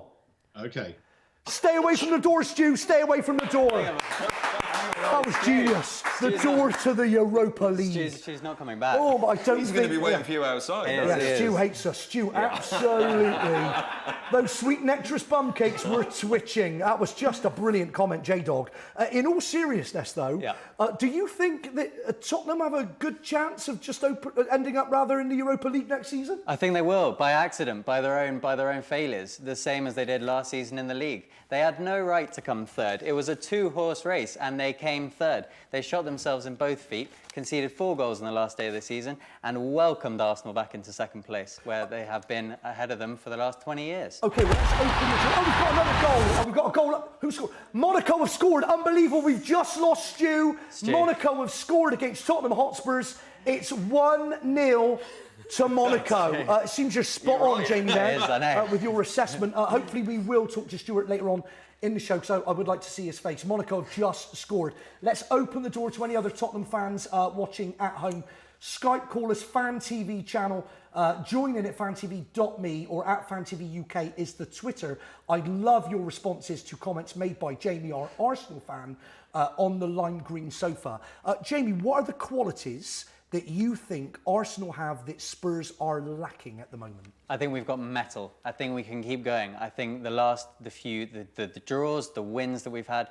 I know we've seen a lot of mocking on social media about Liverpool's night in Istanbul, Man United's night in Moscow, Chelsea's night against Bayern Munich. We had our night in Bulgaria, but it's wins like that, it's results like that that keep us steeled and ready for the competition. And I don't think Tottenham have got it. I think they bottled it. They bottled it at Wembley. They're bottling it elsewhere. Tottenham, your bottlers. Not my words, to be clear, Jamie's words on the lime green sofa. He's our Arsenal fan. He says Arsenal have metal that you simply don't have. Respond at FanTV UK. Join in at fantv.me, or the Skype channel is, of course, FanTV channel. Fireworks on the lime green sofa. Andy, you're shaking your head in disagreement, it might seem. It's hilarious, isn't it? I don't know where you dug that out from, because, I mean, they haven't won anything for years. I don't know how you can say. I wish they would. Do you know, I love Wenger, because every time it's about get Wenger out, I think that's pathetic. Wenger should still be there, and rightly so. But you haven't won anything for years. Where's the metal? The metal would have been you winning last season when you had a chance around about Christmas. We've got a lot of Emirates Cups recently, and 2 FA Cups. But seriously, we are going to go through... You can't be serious though, can you? Because it's just not true, is it? There's no... If it's metal, it's really sort of soft metal, just sort of drooping at the edges. I think we have steeled the defence to keep on going with that. I think we've got El Neni and Coquelin and Xhaka. I think they're going to cause trouble. I think they're starting to help out. Mustafi, Koscielny, they look solid. Petr Cech at the back. All of a sudden, we've got a core, and I can't see us throwing that away. You can list all the players you like. You just did. You're still not going to do it, are you? You're still going to be a bit weak. It's not going to be Leicester this season. It might be Man City the way they've turned. You've got to admit that. Come on. I have to admit, Man City are playing well. Man City are a good side. They've got a great manager, obviously. We'd have loved him at Arsenal. But you can't tell me... You don't want Wenger out as well, do you? No. I'm in the Wenger in crowd. You can't tell me that a team which has not got out of the group stage this millennium in the Champions League should be sacking their manager. We don't want to do a Liverpool, we don't want to do a United, and we don't want to do a Chelsea. We're happy. Jamie, are you saying, do you think, seriously, hand on heart, it's between Arsenal and Manchester City for the title as you sit here now? I think Chelsea are definitely in there as well. As much as I hate to say it, Chelsea are playing great football. They haven't conceded in 6 games. You can't deny that. And Willian, where's he gone? He's not even playing for them, and he was one of the best players in the league last season. So I think Chelsea have got a lot to offer. Raj is loving that. William, where's he gone? Where's William gone? We've got another update in my ear. Tottenham have just got a penalty. All happening in Monaco. I'll let you know as soon as we hear who's taking that penalty and whether or not, of course, Tottenham score. So you stand by the fact you think you've got metal that Tottenham simply don't have, Jamie? I do. I think we can... Okay, looks like they've scored. They have scored. Harry Kane again. It's another penalty, his second penalty in 2 consecutive games. There's that man, of course. Harry Kane scores for Tottenham in Monaco. It's now Tottenham 1, Monaco 1. Would you like Harry Kane in an Arsenal shirt We've had him in an Arsenal shirt. He's an Arsenal fan. Tottenham fans, you know this. There is evidence of Harry Kane in an Arsenal shirt when he was a youngster. He was an Arsenal fan. Not only is there evidence of Harry Kane pictured wearing an Arsenal shirt, he dyed his hair red and white. He did. That's a fact. Have we shown that picture before on the show, Raj? But that it exists. Harry Kane, as a schoolboy, was an Arsenal fan, and there is a photograph, Andy, that exists of Harry Kane wearing an Arsenal shirt and red and white hair. Monaco have scored. Unbelievable. Monaco have scored. It's unbelievable. Lamal, former lead singer of Kajagoogoo, has bizarrely scored for Monaco. I didn't even know they had Lamal. Too shy. Too shy, but not tonight, it would seem, because he's gone and put one in the back of the net. It's a never-ending story. Touch me, I love you. Lamal has scored, following on for Harry Kane's penalty, courtesy of Lamal for Monaco. It's Monaco 2. Tottenham 1. We can't get Comedy Central up on here for Tottenham, we can't get Comedy Central. Oh, Jamie's on fire. Unbelievable. Okay, how are you going to do against West Ham? Is your next game in the Premiership? We're going to beat West Ham. We're going to beat PSG tomorrow.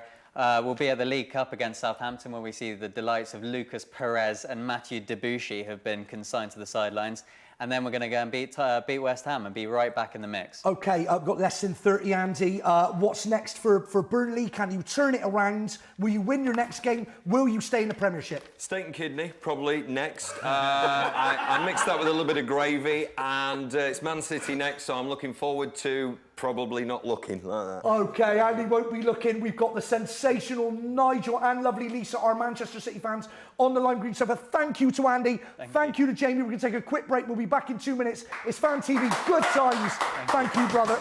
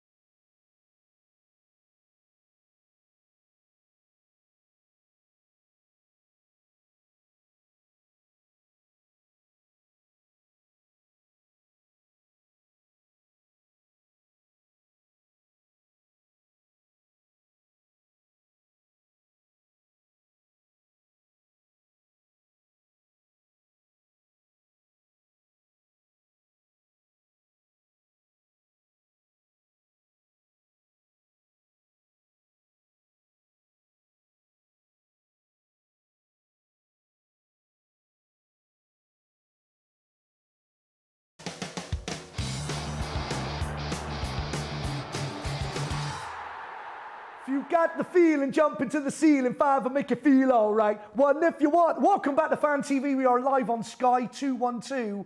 I'm just singing a little bit of 5 there.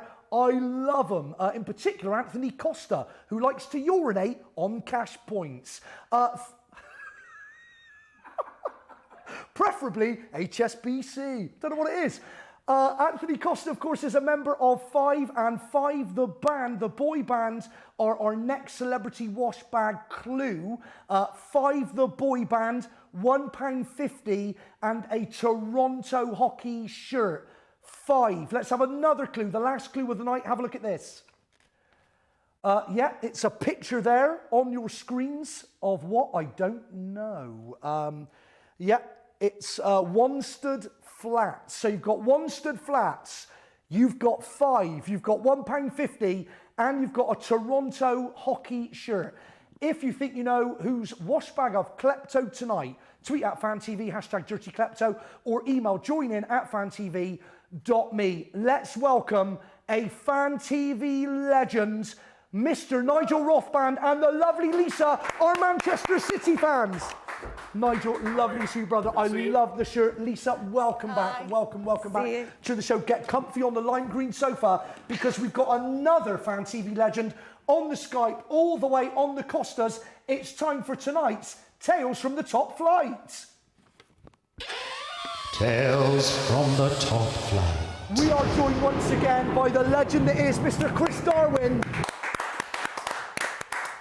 Chris, it's our new time slot, 7:30 till 9:30. We've had fireworks on the lime green sofa. What have you got for us tonight, sir, from the Costas? Hello, mate. Well, where would you like to start? Well, can we please start with United Arsenal? What were your thoughts on that one? Well, it's been a tough little run for Wayne Rooney, hasn't it? I mean, he finally completed a 180-degree turn at the weekend, not on the pitch, I hasten to add, but going from his apology to then calling out all the journalists for giving him a particularly hard time. To be fair, and as we know, I don't often stick up for Wayne, he might have a point. Hendo, Lallana, they're allowed to go out and do a little bit something different on their night off, but Rooney, being a 30-something guy, having a few beers at a wedding, gets into a lot of trouble. So yeah, I think Kloppo actually got it right on that one. Yeah. Ryan Giggs actually said that it made him glad he wasn't a player nowadays. I mean, yeah, the newspapers never caught up with you, Ryan, did they? But let's talk a little bit about the game. Hey? Yeah. I mean, Jose's come out and said that United are the most unlucky team in the league at the moment. I have to accept, I actually did think it was a penalty, but let me introduce Mr. Mourinho to something called karma. If you spend most of your life calling everyone out in public, maybe a few things are going to come back and bite you on that nicely tailored behind. I've asked the question a couple of times tonight already, Chris. I'd like to get your opinion on it. Do you think that penalty would have been given if Alex Ferguson was still in charge? Probably, because most penalties were given when Ferguson was in charge. And I don't think that necessarily has a lot to do with it being Ferguson, other than the fact that United was successful under Ferguson, and successful teams do tend to get more penalties. Apart from Tottenham, they seem to get penalties by the bucket load anyway. Yeah, Harry Kane's just scored another one tonight in Monaco. Exactly, Chris, but Arsenal, it seemed like they didn't turn up. So do you think it's fair for United to feel that was 2 points dropped for them? Yeah, probably just like it was 2 points dropped against Stoke and 2 points dropped against Burnley at Old Trafford. I mean, when these mediocre teams come up to Manchester nowadays, it's no longer guaranteed 3 points for Arsenal. I mean, let's be honest. If Mourinho can't beat Arsenal when he's beaten him every single time for God knows how long, then he is losing his magic. He's losing his magic. So you think a sign that something is up for Mourinho at United? I think the results, the performances and everything probably suggest that. But no, on a serious point, United did absolutely outplay Arsenal for most of the game. But luckily for Arsenal, he dug himself out of the hole that he'd already dug by bringing on Giroud. And they'll be delighted to go away with a point from that awful performance. OK, let's move on to Spurs versus West Ham, Chris. Well, yeah, so social media is beautifully set up for games like Spurs-West Ham, isn't it? Because with about sort of 15 minutes to go, all the West Ham fans were giving it plenty of chat about how they how they were sort of well away and mocking the demise of Tottenham's unbeaten record. And then round about the 92nd minute, I think they were probably a little bit more interested in Strictly Come Dancing, because they went very, very quiet by the end of the game. Bilic called the defeat very difficult to take. You would have thought with the amount of practice he's getting this season, he'd have probably found them quite easy to take by now. But I do have a cunning plan to stop Tottenham. Okay. Basically, all you've got to do is watch out for anyone called Harry and stop giving them penalties. Do that and you're going to beat them. He scored 2 very late goals, of course. One from a penalty, one was more of a tap in. He really is their golden boy again at the moment, Chris, Harry Kane. He is, and I do hope they actually do pay him the contract that they probably need to keep him, because you don't get many English-born strikers leading the line for their hometown club anymore. And I don't care what the Arsenal guy says about Harry being an Arsenal boy when he was a kid. At 10 years old, you go and play for any club that gives you the chance to maybe play professional football one day. Arsenal was stupid enough to let him go. Okay, with that, let's move on to Borough versus Chelsea. Chelsea have gone top, and another clean sheet for them, Chris. Yes, that's about 37 clean sheets in a row now for Chelsea since Conte invented the 3-4-3 formation. well done, Antonio. David Luiz has refused to get too carried away with Chelsea's recent good form. Just reminding everyone, but lads, I play in this back three. I'm bound to make a mistake soon. Anything could happen. So yeah, let's not get too carried away with that. It was what you would probably call the performance of potential champions, going up to Middlesbrough on a tough day and coming away with an uninspiring 1-0 win. The sort of win that you'd probably want to be seeing from teams at the top sort of end of the table. Chris, do you think at the moment, we've got Nigel and Lisa, our Manchester City fans, on the sofa, do you think at the moment you would say the title is between Chelsea and Manchester City? No, I think you've got to add Liverpool to that list as well. Yeah. I really do. There is something about Klopp that he's not going to let that go without giving it absolutely everything. But Chelsea and City also very, very much, obviously, in that race. And finally, Chris, because we've got Nigel and Lisa on the sofa, could we briefly have your thoughts on the Palace City match? Of course. I mean, Yaya Toure, get that guy a cake. I mean, in one single game, he's made more of an impact than another big-name midfielder that might be playing some football in Manchester. So, I mean, not as much luck for Paul Vincent Kompany, though. I mean, you've had all those injury problems, and then your goalkeeper comes and sticks his knee in the back of your head. I mean, Joe Hart wouldn't have done that, I'm sure. So, what else we got on the City game? Well, looking at it from the Palace point of view, because I know we've got a few sort of lovely Palace sort of followers. Yes. Those England rumours really do seem to have died down for Pardew now, don't they? Absolutely. If you have to go in the media and say every single week, conceding from set pieces, it's just not us. Maybe it is you, Alan. Maybe it is you. You've conceded the most amount of goals from set pieces in the league this season. Palace have the worst form in the country now, which is a nice little antidote to the fact that they've got the most smug manager in the entire country. So, Chris, we had Cape Town on the Skype earlier, a Crystal Palace fan, and he suggested that Pardew has lost the dressing room, in particular over an issue with Townsend. Have you got any thoughts on that? Well, to be fair to Townsend, the guy has got one trick and one trick only. It is to start on the right-hand side of the pitch, drop the shoulder, cut in on the left, either blaze it into the top corner or into row Z. If you stick him out on the left, he can't even do that. So I can see Andros's point on that one. Okay, Chris, you are an absolute legend, sir, and I just want to encourage everybody to subscribe to Tales from the Top Flight. It's genius. Chris, pleasure to speak to you, my friend. As always, speak to you again soon. See you next week. Thank you, brother. Let's hear it for Chris Darwin on the Costas. Love you, baby. Love you, Chris. Nigel Rothband and the lovely Lisa is with us on the lime green sofa, everyone. That man, Toure, was it man management on the part of Pep, Nigel? Well, you couldn't have written it, could you? It's amazing. He looked leaner, slimmer, the big fat bum from last year, the laziness, the slow. He was awesome. And it wasn't just the fact he scored 2 goals, but he was commanding in midfield. He was pinging it around. He was awesome. Fantastic. Lisa, what's happened to his big fat bum? He left it with the cake that we didn't give him. Okay. Yeah, no, I think he's really listened to Guardiola or realised that he's not going to get away with behaving like he's the big guy around the club. There's plenty of them, and Guardiola knows he's got plenty of players to choose from. So was it good psychology on the part of Pep then, do you think? Partly. I mean, I think also he's laying down the law with the business with Touré's agent. Yeah. But I think it is good psychology because now everyone else can see that he's a man of his word. He says if he apologises, he'll play again. Now, the agent hasn't apologised, but Touré did. He's back in the team. Nigel, good psychology or just good luck, if you're honest? Well, there's only one team in Manchester who talks about luck, I think, so we're not going to start talking about that tonight. I think, that is hilarious, isn't it, eh? They're the unluckiest team in the country. Don't give me that. No, it's not. Unlucky for 20 years. Exactly, it's not good luck. It's about good management. We know Pep's doing a great job there. He's building a new team. He's got a new system. And, as I said, Yaya came back and there were times last season where he was slow, he was laboured, he was lazy, but he was exactly the opposite of the weekend. He was fantastic. So just to go back, because it has been a thread throughout tonight's show, on the Mourinho point, you think his suggestion that Manchester United have been unlucky is laughable? It's a nonsense.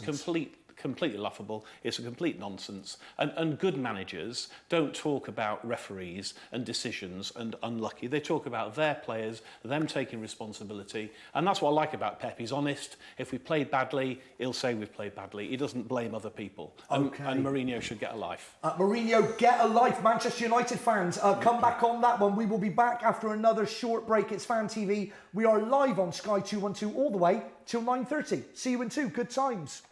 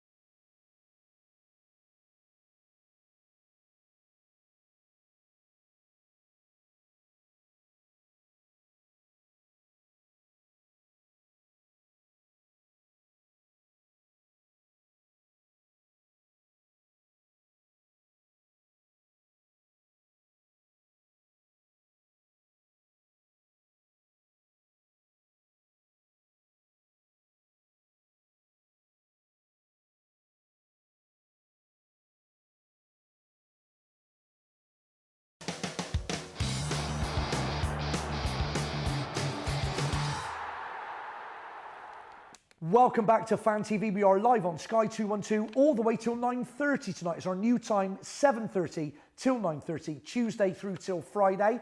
I've got Dave on the Skype. Dave Meyer, our ex-FIFA assistant referee. Dave, are you there, baby? Good evening, guys. Good evening, Dave. Great weekend of football in the Premier League. Plenty of refereeing decisions to talk about. And it's continuing tonight in Seville. Mark Clattenburg is in the middle of a war in Seville tonight with Juventus and Seville. Oh, tell us about Mark Clattenburg in Seville. What's happening there? He's in the middle of a war?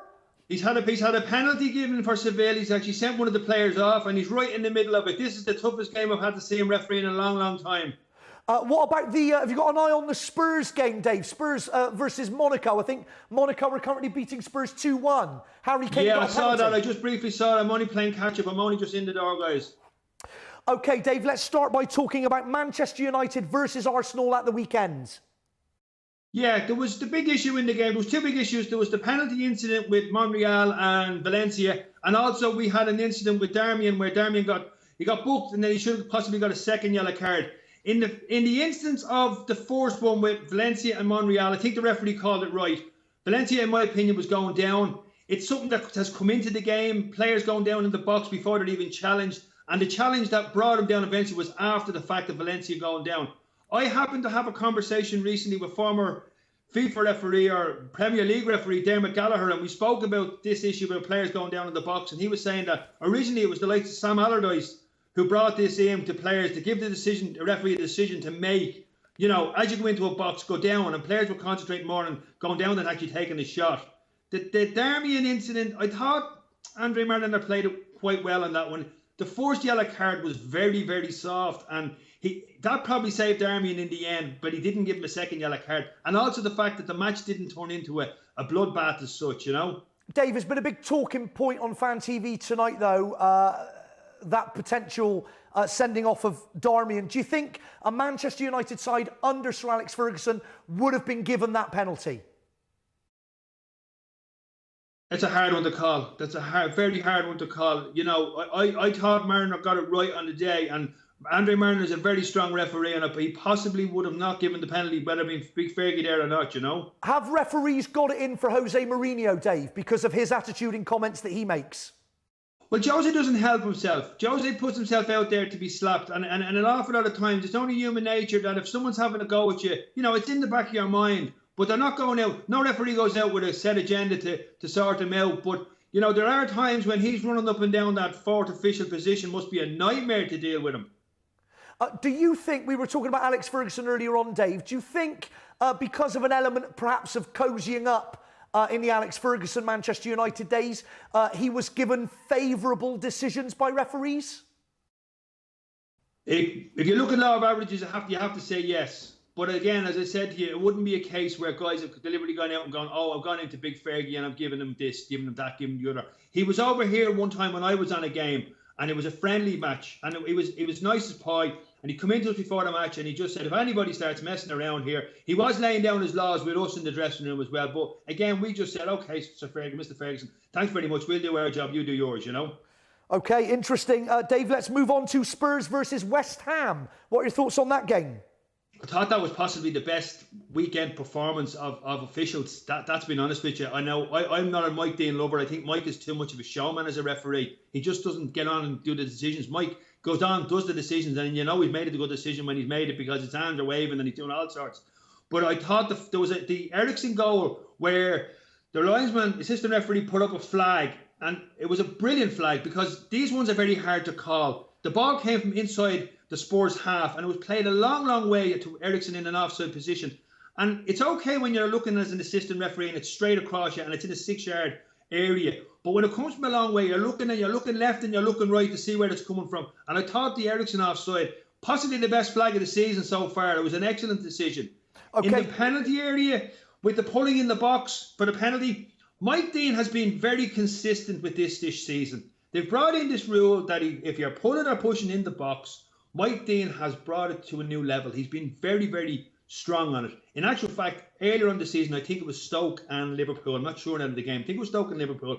He's given one where Sterling and Shawcross are they're looking at each other. They're not even near the ball, and he's given a penalty, which I thought on the day was crazy. But he is actually very consistent on his decisions in the box. Okay, Dave. The other incident in the game was the penalty, Norved's penalty, end of the game. What a stupid challenge. The 2-2. You're going to come out of there with a point. It was a silly challenge, you know. Okay, Dave, very quickly, thank you so much. This is brilliant stuff. Watford versus Leicester. The Danny Drinkwater elbow. Do you think retrospective action will be / should be taken? Possibly, I think they should look at that. And again, you know, from a refereeing point of view, nobody's seen it. There's 4 officials. and nobody has seen it. And that's poor refereeing. At least one of the boys, whether it be an assistant referee, man in the middle, or the fourth official, somebody should pick it up. And nobody did on the night, you know. Okay, Dave, we've got to leave it there, but thank you so much for joining us. I'll look forward to speaking to you again on Fan TV very soon. Hey, thanks for having me on, guys. Enjoy the rest of the show. Pleasure. Thank you, Dave. Speak to you again soon. That's Dave Meyer, ex-FIFA assistant referee. Some controversial comments in there, Lisa, about Manchester United under Sir Alex Ferguson, perhaps cozying up to referees in order to keep them on side to a degree. Well, I guess it's controversial to hear someone actually say it, but I think it's what everyone thought anyway. And I think that's probably why Mourinho is getting such a shock and thinking they're so unlucky now because it's not applying to him. Yeah. Okay, let's talk about Kompany. Managed to last around 35 minutes, Nige, after suffering a head injury. Do you think he can cope with the demands of the Premiership anymore? Can I just correct you 1 second? I hate to do that, and Chris as well. Most people thought it was a head injury, but just before we came on the show, it's been confirmed by City it's knee ligament damage. And he's gone off to Barcelona, to Pep's favourite clinic to get some treatment. So that is a bit, if it were just concussion, we would have thought, okay, it's not quite the same to have, you know, this is not looking great. And, you know, we use the term very carefully, but he is a City legend. Absolutely. And I have to say also, credit to the Palace fans when he went off on Saturday. And of course, you know, it's in the corner, the tunnel, and as he went down the touchline, a vast majority of that stand stood up and applauded Vincent, which I thought was fantastic. That's wonderful. Which is great to see. You don't see it. They're so partisan supporters generally. Sure. I was really chuffed to see that from the Palace fans. But we're concerned for Vincent now. I think it's not looking great. And I think I'm just hearing in my ears, he's going to be out for 8 weeks. Is that well, right? they said, I didn't hear 8, but they said it's going to be weeks before he's back. Yeah. Lisa, is he turning into City's Ledley King? I think so, unfortunately. I mean, at first, I think most of us thought it was a head injury, which would have just been unlucky, but this is even more unlucky. And it's not the same injury that's been keeping him out for a long time, but it's another one, and Guardiola just can't rely on him being available, and it's sad. It is very sad indeed. Let's wrap up the celebrity wash bag that I've kleptoed tonight. Just to reiterate, the clues were a Toronto shirt, £1.50. We got a still of, was it Wandsworth Flats, was that I think we saw? And what was the other clue? It was, just remind us what was the other, it doesn't matter. I sang a 5 song, of course I did. That's it, I forgot. If you got the feel and jump into the ceiling, you were singing along, Nige, you know you love a bit of 5. Any idea who the wash bag belongs to? I didn't get it, but to be fair, Lisa got it very early on. Lisa, tell us who it was. Jermaine Defoe. It was Jermaine Defoe. Jermaine Defoe is the owner of the celebrity wash bag that I kleptoed tonight. Did we actually have any winners? No. No winners at all. Unbelievable. It was Jermaine Defoe, and we were all slightly foxed about the £1.50, and that clue, of course, referred to the fact that Jermaine Defoe has just got his 150th Premiership goal, and that was the £1.50. I'll klepto another wash bag on next Tuesday's show. This Thursday, we'll see the return of I'll Have a Foul, Please. Nice, let's go back to Burnley, which is your next game, of course. No disrespect to them, but you have no reason to rest any players with a trip to Turf Moor coming up, do you? Well, we've got the game, of course, midweek against Borussia Mönchengladbach. Of course, Mönchengladbach next. So I suppose a lot depends on if we can come out of that injury-free. But as we've said before, you know, he has got choices, hasn't he? So we rested players. There were some players who Stones, Gundogan didn't even travel to Palace at the weekend. So we've got choices, and I think, you know, we will have other than Kompany, we'll have a pretty strong lineup. And then you've got to fancy us against Burnley, haven't you? The form that they're in. You'd like to fancy us against them. John Stones, why didn't he play, Lisa? I suspect because he played quite a bit for England midweek, and also he wants him to play tomorrow Just against decided to rest Mönchengladbach. Yeah, absolutely. Okay, Mönchengladbach is tomorrow night away. Have you got a prediction for us, Nige? Yeah, they're struggling, to be honest. I think they're something like 13th in the Bundesliga. Yeah. So we beat them 4-0, of course, at our place. So again, we only need a point to qualify. So we're not going for a draw, are we? Pep never goes for a draw. We'll go out there to win. Go for the so win. I think sort of we always look like conceding. I'm going 3-1 City. 3-1 City. We'll be talking about that game tomorrow night, of course, I'm sure, with the lovely Toby Tarrant, who will be here 7:30 till 9:30 tomorrow night. Have you got a score prediction for us, Lisa? Yeah, I was going to say 3-1 as well. 3-1 as well? I don't think we'll keep a clean sheet. Defence is still a bit dodgy. Okay, we're going to wrap up tonight's poll as well. Let me remind you of the question and how you voted. The question was, unsung player of the season so far. 48% of you have gone for Van Dijk, 14% Azpilicueta, 19% Steve Cook, and 90% someone else. Nigel, did you vote?